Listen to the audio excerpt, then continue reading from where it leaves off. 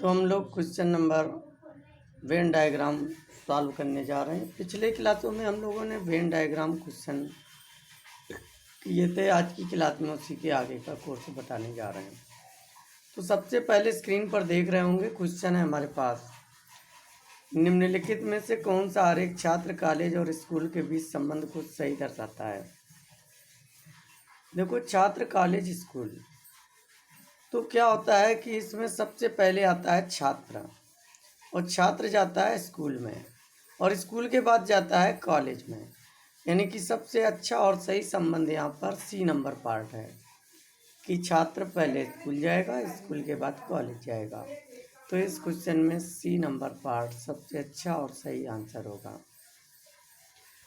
अगला क्वेश्चन देख रहे होंगे, हमारे पास स्क्रीन पर है, निम्न आकृति में पेन, पेंसिल और स्टेशनरी का संबंध सही ढंग से कौन सा चित्र कर रहा है। तो हमारे पास यहाँ पर अगर देखा जाए तो पेन और पेंसिल ये दो अलग अलग प्रोडक्ट हैं, लेकिन ये दोनों ही स्टेशनरी हैं, यानी कि ये दोनों स्टेशनरी के अंदर आते हैं।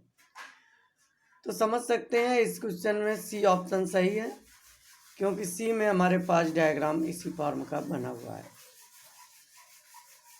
अब हम लोग क्वेश्चन नंबर 24, उस आकृति को पहचान कीजिए जो निम्न तीन चीज़ों के संबंध का सबसे अच्छे ढंग से प्रदर्शित करती है।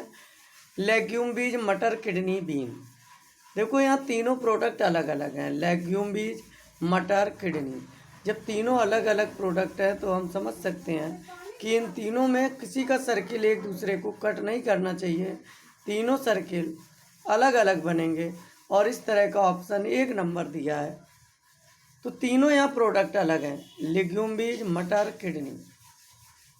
तो पहला ऑप्शन सही है।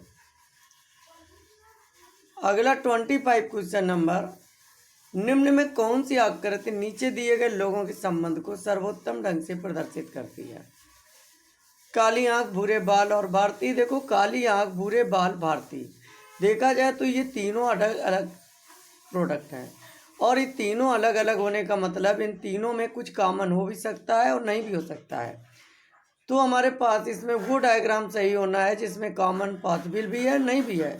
हो सकता है कि काली आंख वाले और भूरे बाल वाले कुछ कॉमन लोग हों, हो सकता है इनमें से कुछ भारतीय भी हों। यानी कहने का मतलब है कि इसमें जो ऑप्शन बनेगा वो सबसे पहला ऑप्शन जो 1 नंबर का डायग्राम है वही बनेगा। क्वेश्चन नंबर 26, निम्न में कौन सी आकृति चिकित्सक, शिक्षक, महिला। देखो, चिकित्सक, शिक्षक, महिला का संबंध बताना है। तो महिला चिकित्सक भी हो सकती है, शिक्षक भी हो सकती है, चिकित्सक, शिक्षक, महिला भी हो सकता है, और शिक्षक भी दोनों तीनों हो सकता है। यानी कि तीनों में कुछ कॉमन हो भी सकता है और नहीं भी हो सकता है। जरूरी नहीं कि सारी महिलाएं चिकित्सक और शिक्षक ही हों। इसका मतलब है कि इस डायग्राम तीनों का सर्किल एक दूसरे को कट करते हुआ होगा। मान लिया कि जो हमारे पास पहला सर्किल है वो हमने शिक्षक का बना दिया है, दूसरा सर्किल चिकित्सक का, तीसरा महिला का। तो इनमें तीनों में कुछ कॉमन हो भी सकता है और नहीं भी हो सकता है। तो इस आधार पर ये क्वेश्चन में हमारे पास पार्ट नंबर जो भी देख रहे हैं वही इसका ऑप्शन सही है। 27, निम्न में कौन सी आकृति बाघ, हाथी और जानवर के बीच संबंध प्रदर्शित करती है। बाघ, हाथी और जानवर। तो यहाँ पर हमारे पास जो देखने वाली बात है, बाघ और हाथी दो अलग अलग जानवर हैं, बाघ और हाथी, लेकिन ये दोनों ही जानवर हैं, यानी जानवर का सर्किल ऊपर बनेगा। तो हम समझ सकते हैं कि ये एक बाघ हो गया, ये हाथी हो गया, और ये जानवर हो गया। यानी कहने का मतलब है कि इस क्वेश्चन में पार्ट नंबर सी सही है, बाघ, हाथी और जानवर। तो इसका ऑप्शन यही सही होगा, बाघ, हाथी, जानवर, यानी सी नंबर सही है। अगला क्वेश्चन, निम्न आकृति में अध्ययन कीजिए और उत्तर दीजिए। उत्तर क्या देना है।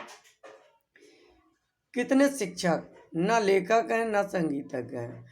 यानी कि शिक्षक हैं, लेखक और संगीतज्ञ नहीं हैं।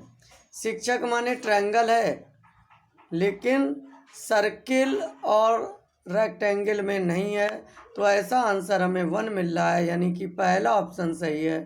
पहले ऑप्शन में 1 है, यानी एक व्यक्ति ऐसा है जो शिक्षक है लेकिन लेखक और संगीतज्ञ नहीं है। तो इस क्वेश्चन में पहला ऑप्शन सही है, यानी लेखक नहीं है तो रेक्टेंगल में नहीं होना चाहिए, संगीतज्ञ नहीं है तो सर्किल में नहीं होना चाहिए, शिक्षक है तो ट्रायंगल में होना चाहिए। तो ये सारी बातें 1 के साथ सत्य हैं। तो इस क्वेश्चन का ऑप्शन 1 सही है।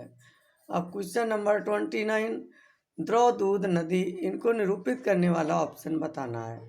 तो यहाँ पर अगर हम देखें तो द्रव, नदी, जल और दूध, तो ये दूध और नदी जल अलग अलग प्रोडक्ट हैं, लेकिन दोनों लिक्विड हैं, यानी दोनों द्रव हैं। तो द्रव के अंदर आएगा दूध भी और नदी जल भी। तो अब हमारा ये डायग्राम बनेगा। तो जब ये डायग्राम बनेगा, यानी कि ये हो गया नदी जल, ये हो गया दूध और ये दोनों हो गए द्रव। तो समझ सकते हैं इस तरह का डायग्राम हमारे पास पार्ट नंबर ए में है। तो क्वेश्चन का जो फर्स्ट ऑप्शन है वही सही है। अब हम लोग अगला क्वेश्चन सॉल्व करते हैं।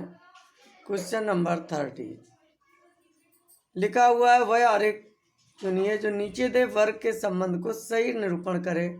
स्तनपायी, कुत्ता, चमगादड़। देखो कुत्ता स्तनपायी होता है लेकिन चमगादड़ नहीं। चमगादड़ और कुत्ता अलग अलग हैं, तो ये हो गया कुत्ता, ये हो गया चमगादड़।